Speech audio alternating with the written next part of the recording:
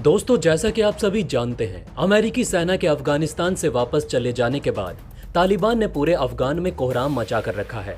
उन्होंने वहां के अफगानी सरकार के नियम कायदों को तोड़ते हुए नए सिरे से अपने कानून बना दिए हैं, जो कि वहां की जनता के लिए किसी सजा से कम नहीं। तालिबान के इसी खौफ को देखते हुए 2 दिन पहले ही अफगान के राष्ट्रीय सुरक्षा सलाहकार ने भारत से मदद मांगी थी कि वो तालिबान का सफाया करने के लिए हमारी मदद करे और हो सके तो हमें कुछ Mi-35 गनशिप भी सप्लाई की जाए, ताकि एयर सपोर्ट लेकर हमारी सेना तालिबान का पूरा नामो निशान मिटा दे। बताया जा रहा है कि अफगानिस्तान के राष्ट्रीय सुरक्षा सलाहकार की इस गुहार के बाद भारत सरकार भी हरकत में आ गई है और इसी को लेकर एक कड़ा फैसला लिया गया है, जिसकी उम्मीद खुद अमेरिका ने भी नहीं की होगी। दरअसल दोस्तों, परगांव एयरबेस के पास अमेरिकी सैनिक वापस जाने के बाद वहां तालिबान ने कब्जा करके बड़े धमाके करने शुरू कर दिए। कंधार में जहां भारतीय दूतावास है, वहां भी ऐसे ही धमाके हो रहे हैं। इसलिए कुछ मीडिया हाउसेज की ओर से यह खबर सुनने को मिली कि भारतीय वायुसेना का C-17 strategic transporter aircraft Kabul से होकर कंधार अपने राजदूत और अधिकारियों को लेने के लिए गया था। लेकिन गौर करने वाली बात तो यह है कि एयरफोर्स की ओर से 3 बार C-17 मालवाहक विमान अफगान भेजा गया, जबकि अधिकारी तो महज 10 से 15 ही थे। तो इसी बीच अफगान की मीडिया ने जो रिपोर्ट पेश की, उसने सभी को हैरान कर दिया। जी हां दोस्तों, कहा जाता है कि अभी तक ज्यादातर देश अफगानिस्तान के लिथियम को पाने के लिए उसके संपर्क में थे, लेकिन अमेरिका ने यहां बरसों से खुदाई करके काफी सारा लिथियम पहले ही निकाल लिया। दोस्तों, आपको बता दें कि लिथियम वही पदार्थ है जिसे लैपटॉप और स्मार्टफोन की बैटरी के लिए इस्तेमाल किया जाता है। लेकिन अफगान में लिथियम का भंडार कम हो चुका है, तो काफी सारे मतलबी देशों ने अफगान का साथ छोड़ दिया और अफगान की ओर से मदद की गुहार लगाने के बाद भी कोई भी देश उसकी तरफ नहीं देख रहा। लेकिन इसी बीच भारत ने एक ऐसा काम कर दिखाया जिसे दुनिया देखती रह गई।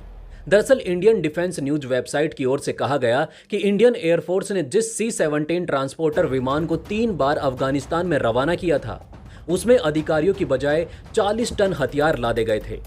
रिपोर्ट में कहा गया कि अफगानिस्तान सरकार के अनुरोध पर भारत की ओर से सैन्य मदद अफगानिस्तान को की गई।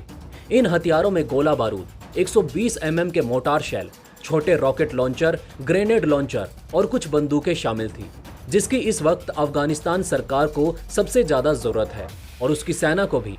दोस्तों, अभी तक भारत की ओर से Mi-35 हेलीकॉप्टर अफगान को नहीं दिए गए, पर वक्त आने पर उन्हें भी दिया जाएगा।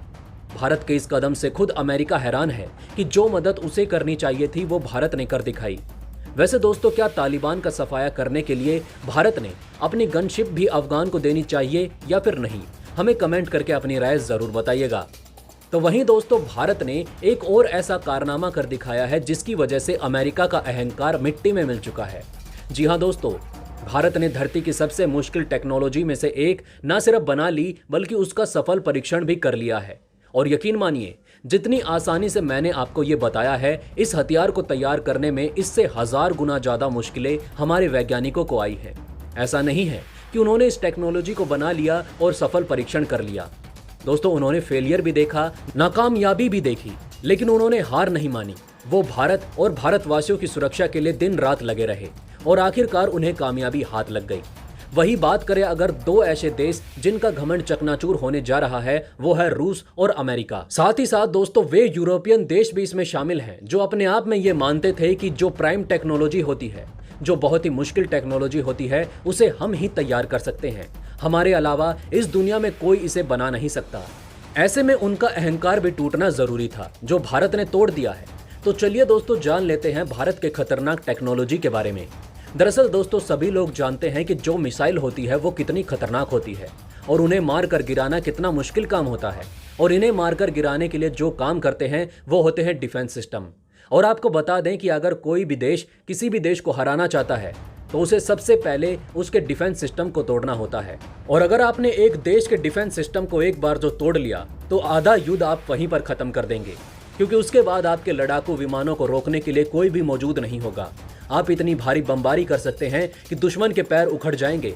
अगर आप अमेरिका के जितने भी युद्ध देखेंगे, तो आप पाएंगे कि अमेरिका सबसे पहले यही काम करता है, दुश्मन के डिफेंस को तोड़ना।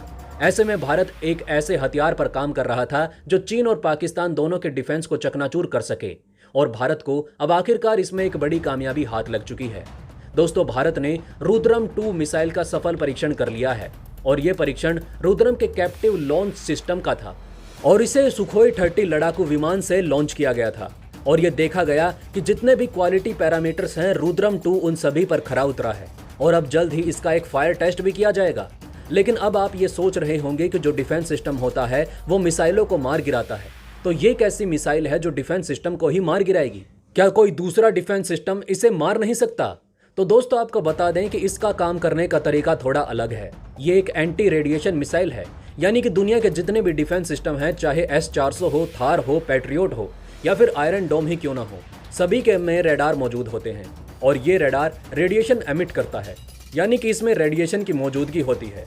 ये मिसाइल उस रेडिएशन का पता लगाती है और रेडिएशन से अंदाजा लगा लेती है कि वहां पर कोई डिफेंस सिस्टम छुपा हुआ है और उस पर हमला करके उस पूरे क्षेत्र को ही तबाह कर देती है। वहीं डिफेंस सिस्टम से बचने के लिए ये मैन्यूवरबिलिटी का भी इस्तेमाल करती है। इसके पीछे फिन लगे होते हैं जिसकी वजह से ये बड़ी आसानी से हवा में कलाबाजियां कर सकती है और बड़ी आसानी से दुश्मन के रडार को चकमा देकर उसे तबाह कर सकती है और इसे लड़ाकू विमान से लॉन्च किया जा सकता है। ये एक एयर लॉन्चर मिसाइल है और दोस्तों इसकी रेंज 350 किलोमीटर है। हालांकि इसका एक नया वेरिएंट भी तैयार किया जा रहा है रुद्रम 3, जिसकी रेंज 650 किलोमीटर होगी और इसका वेट इस मिसाइल से दोगुना होगा। उसका अधिकतम इस्तेमाल किया जाएगा चीन के जो गहरे इलाके हैं जहां उनके सैन्य बेस हैं उसे तबाह करने के लिए।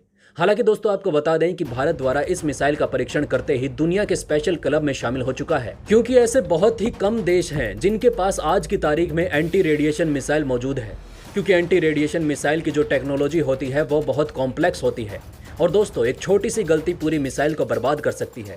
इसमें हर चीज़ परफेक्ट होनी चाहिए। वहीं दोस्तों इसके मुकाबले में चाहे दूसरी मिसाइल कितनी भी बड़ी क्यों ना हो, उनका बहुत ही सिंपल लॉजिक होता है, लेकिन इसका काम करने का तरीका बिल्कुल अलग और यूनिक होता है और यही चीज़ इसे इतना कॉम्प्लिकेटेड बना देती है।